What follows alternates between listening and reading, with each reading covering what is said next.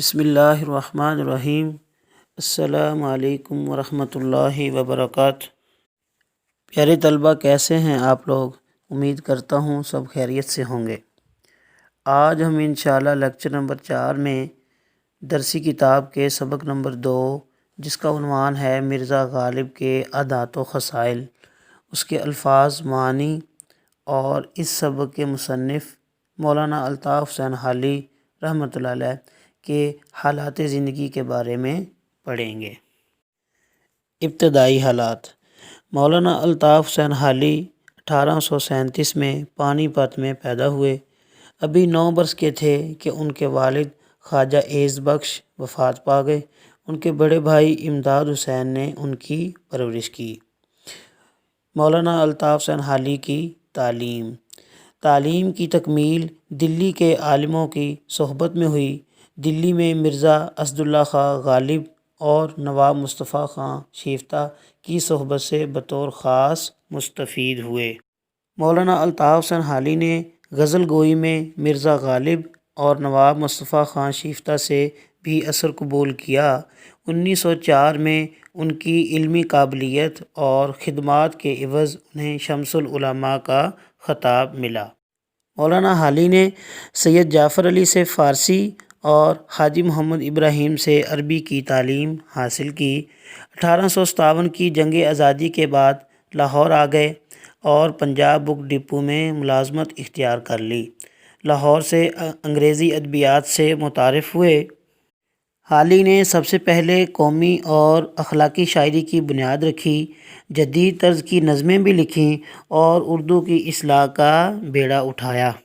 مولانا حالی اسلاف کی عظمت اور مسلمانوں کا شاندار ماضی یاد کر کے نہ صرف خود روتے تھے بلکہ دوسروں کو بھی رلاتے تھے۔ رقت انگیز شاعری ان کے کلام کا نمایاں حصہ ہے جو پڑھنے والے کے دل و دماغ پر گہرا اثر چھوڑتی ہے۔ مولانا الطاف حسین حالی کا اسلوب بیان۔ حالی کے اسلوب بیان کی نمایاں خوبی مدعا نگاری ہے۔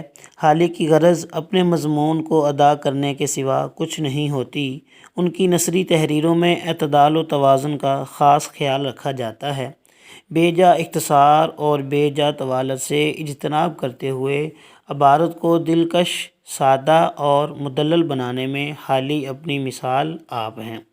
بات کو سنجیدگی اور عقلیت کے ترازو میں تولتے ہیں اور تخیل اور جذبات سے دور رہتے ہوئے اپنے خیالات اور حقائق کو قاری تک پہنچانے کی کوشش کرتے ہیں۔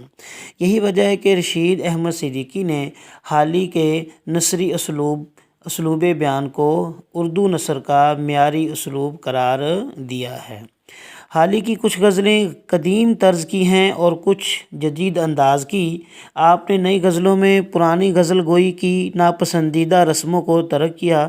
حالی کی شاعری میں خلوص، سادگی اور سچائی ہے، اسی وجہ سے اس میں تاثیر ہے اور درد بھری باتیں بھی، جو فطری طریقے سے بیان کی گئی ہیں۔ بلا ضرورت جوش کسی جگہ نہیں ہے، جبکہ مٹھاس، تہذیب اور شرافت ہر جگہ نمایاں ہے۔ مولانا حالی نے غزل گوئی میں مرزا غالب اور نواب مصطفیٰ خاں شیفتہ سے بھی اثر قبول کیا۔ 1904 میں ان کی علمی قابلیت اور خدمات کے عوض انہیں شمس العلماء کا خطاب ملا۔ مولانا الطاف حسین حالی کی اہم تصانیف۔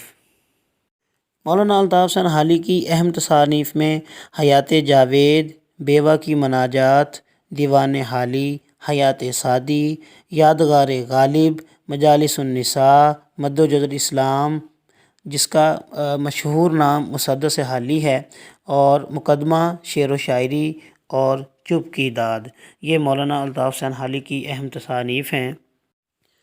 بیٹا، آج کی ڈائری میں آپ نے سبق مرزا غالب کے عادات و خصائل کے الفاظ، معانی لکھنے ہیں اور مصنف کے تعارف میں سے آپ نے مصنف کا اسلوب بیان اور اس کی تصانیف، یہ والی 2 چیزیں آپ نے لکھنی ہیں اور باقی مصنف کا تعارف یاد کرنا ہے۔ بیٹا، یہ لیکچر نمبر 4، اس کے ساتھ ساتھ ہم انشاءاللہ اپنے تربیتی عنوان پیارے رسول صلی اللہ علیہ وآلہ وسلم کی محبت اور اطاعت کے حوالے سے بھی تھوڑی بات کرتے چلیں۔ ہمارا دوسرا ہدف تھا دائیں ہاتھ سے کام کرنا، یعنی رسول اللہ صلی اللہ علیہ وآلہ وسلم کو دائیں ہاتھ سے کام کرنا پسند تھا۔ حضرت عائشہ رضی اللہ تعالیٰ عنہ فرماتی ہیں رسول اللہ صلی اللہ علیہ وآلہ وسلم کو دائیں ہاتھ سے کام کرنا پسند تھا۔ آپ دائیں ہاتھ سے وصول کرتے، دائیں ہاتھ سے دیتے اور ہر کام میں دائیں طرف کو پسند فرماتے۔ تو بیٹا ہمیں بھی جو ہے اللہ کے نبی پاک صلی اللہ علیہ وسلم کی سنت کو سمجھتے ہوئے، زندہ کرتے ہوئے ہمیں چاہیے کہ ہم جو ہے اپنے جائز کاموں کو دائیں ہاتھ سے کریں۔ کسی چیز کو آپ نے وصول کرنا ہے یا کوئی چیز کسی کو دینی ہے تو دائیں ہاتھ کا استعمال کریں۔ یہ میرے پیارے نبی صلی اللہ علیہ وآلہ وسلم کی سنت ہے۔ اور اس کے ساتھ ساتھ بیٹا صبح و شام جو آپ نے 10 مرتبہ دروشی پڑھنا ہے اس عمل کو جاری رکھیں، اس کو چھوڑنا نہیں ہے، مزید اس میں اضافہ کریں۔ اس کے ساتھ ساتھ بیٹا آپ نے کوشش کرنی ہے کہ 5 وقت کی نماز پڑھنی ہے اور دروشی پڑھتے رہنا ہے۔ اللہ تعالیٰ آپ کا حامی و ناصر ہو، آپ کے لیے اللہ تعالیٰ آسانیاں پیدا کرے۔ خوش رہیں، آباد رہیں، ہمیں بھی دعاؤں میں یاد رکھیں۔ اللہ حافظ۔